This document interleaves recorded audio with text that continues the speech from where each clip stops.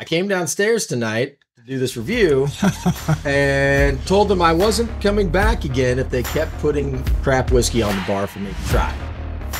That's a true story. It is. This is actually really good, so I got to take back some of it.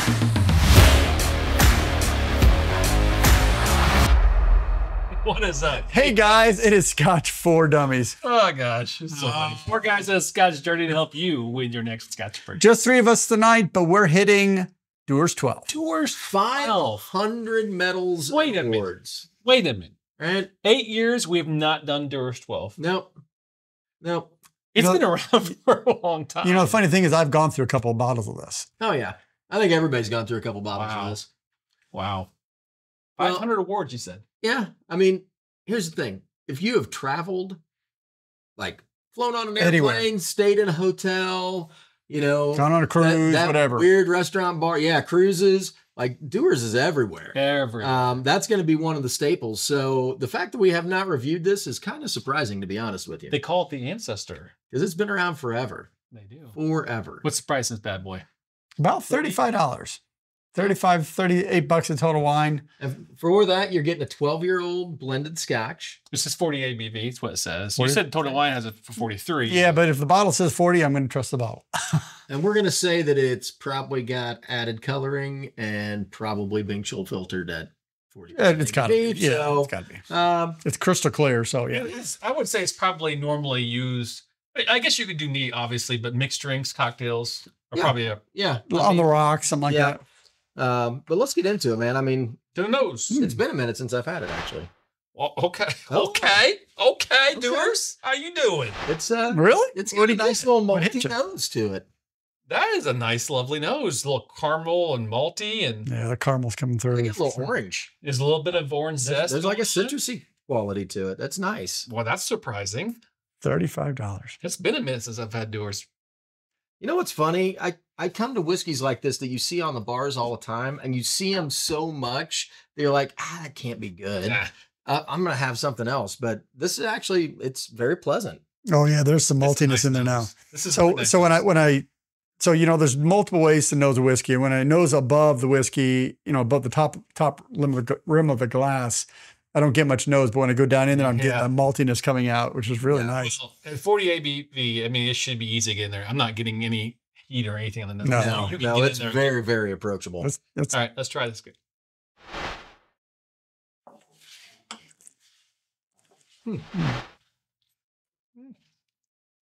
Tastes like it smells. orange biscuits. That's Orange biscuits. The initial palate was orange biscuits. Now it changed into a much more malty finish, but oh, you're so dead on. A little with that pepper. little frosting in the top. yeah. man. That's really good.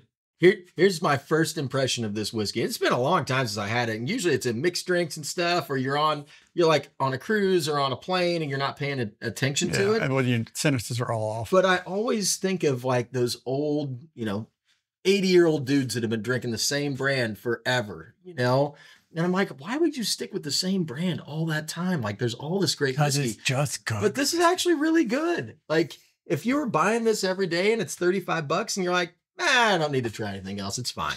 I think we were surprised in our. You guys remember this in King and Hill series? I think it did pretty good in the King and Hill too. Yeah. Yeah. So now Dewar's White Label is their most common entry level Scotch, and that's a non-age stated blended Scotch.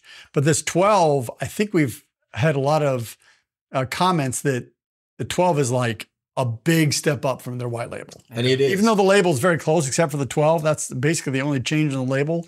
But the whiskey is like, it's really nice, man. I mean, honestly, for a blended Scotch, I'm not getting a whole lot of grain. Are you? Like No. it's very malt forward. Maybe if I search for it, like I can get something. But all I keep thinking of is this Pillsbury orange biscuits, man. It's a full flavor. Actually, it's not biscuits. It's orange cinnamon rolls. It's orange cinnamon rolls, yeah. That's I right. agree with you what because a little spice in there. So it's interesting. My wife and I visited Aberfeldy Distillery in Scotland this summer, and one of the when you go through, you get a taste flight, and one of the things they had was they had the Aberfeldy, single malt, but they also had Dewar's 12 and Dewar's 18 as part of that flight. And I can see why they put it in their flight. Because, I mean, there must be a significant amount of Aberfeldy in here because that's the primary distillery. Makes sense. But yeah, it's really nice. So Bacardi is the brand of this. And Dewar's they've done the weird things with the tequila casks. They've done the weird things with port casks. They've done all these other weird things that are going on as well. I guess they like to try things out. Water mellowed it down a little bit, I would say. Yeah. I like the nose better neat at this point. I mean, that's what you expect. Mm-hmm. I mean, 40 ABV. Yeah. This probably is not designed as a blender Scotch necessarily. It didn't do anything bad to it. It kind of roughed it up a little bit for me. It didn't. More malty, maybe. I'm losing. I lost some of the flavors that I enjoyed neat, but it didn't. It's not all elbows and crazy. It's just not as flavorful as it was before. But I think if you let it sit, it's going to come back and probably be much better. So, wow, I'm ready. I'm gonna come out of the gate, guys, and get this. Wow, I'm actually thinking 3, believe it or not, because it's pretty good for you. I'm gonna give it a solid 2.5. I think it's a very respectable 2.5.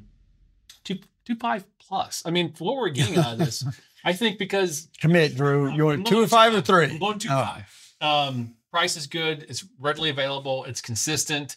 The nose is great right out of the bottle. Do it justice. Don't put water on it. With water, I would say it's okay.